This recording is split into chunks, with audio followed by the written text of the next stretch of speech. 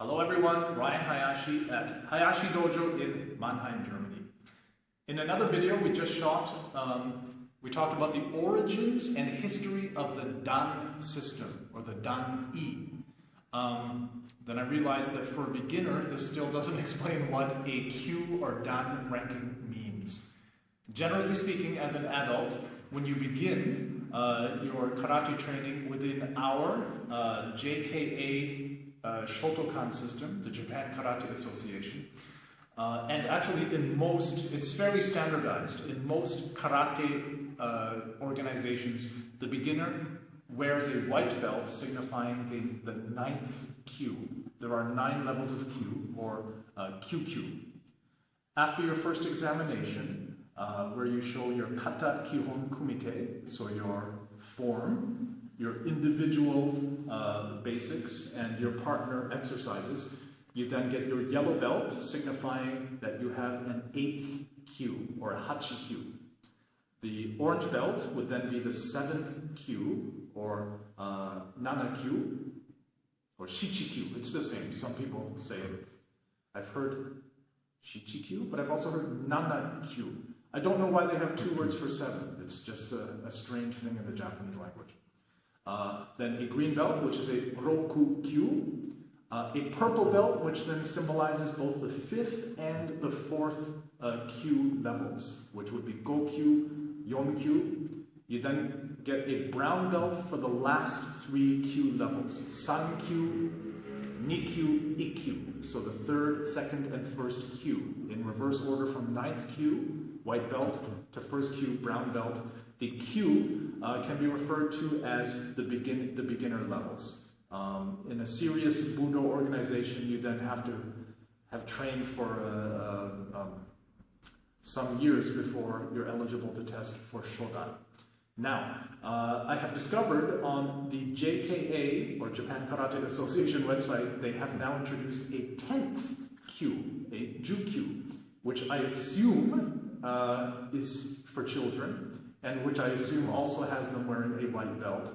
When I looked at the examination requirements, simply standing in a natural position, or what we call shizentai, they had to show basic techniques.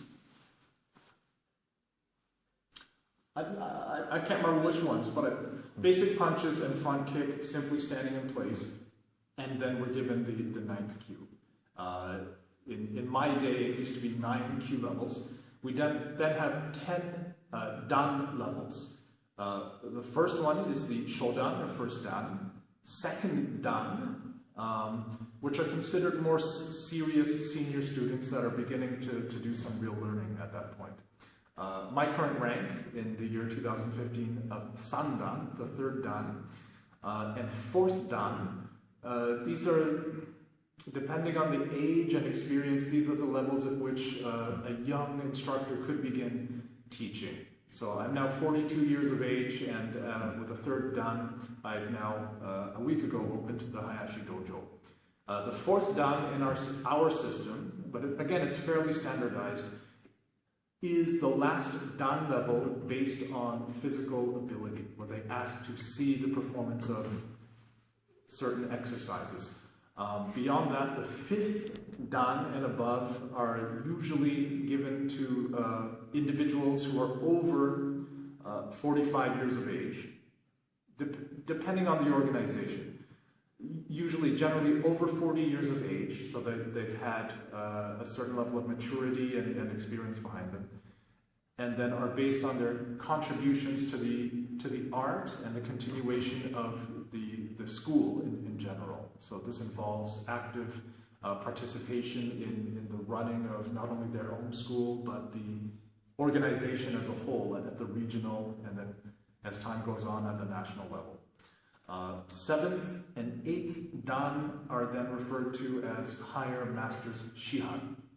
And if you look at the serious conservative traditional Budo organizations, the number of 9th Dan and 10th Dan worldwide is a small handful of individuals who have devoted their lives to teaching. Okay? That's a little bit different once you leave the traditional styles and look at freestylists, where You know, every Jim Smith is a 32-year-old 10th Dan, but that's another story. Okay, I hope this clears it up for my beginners so that they understand what we're talking about when we refer to their level as a Q and later on done. Thank you very much. See you in the next video.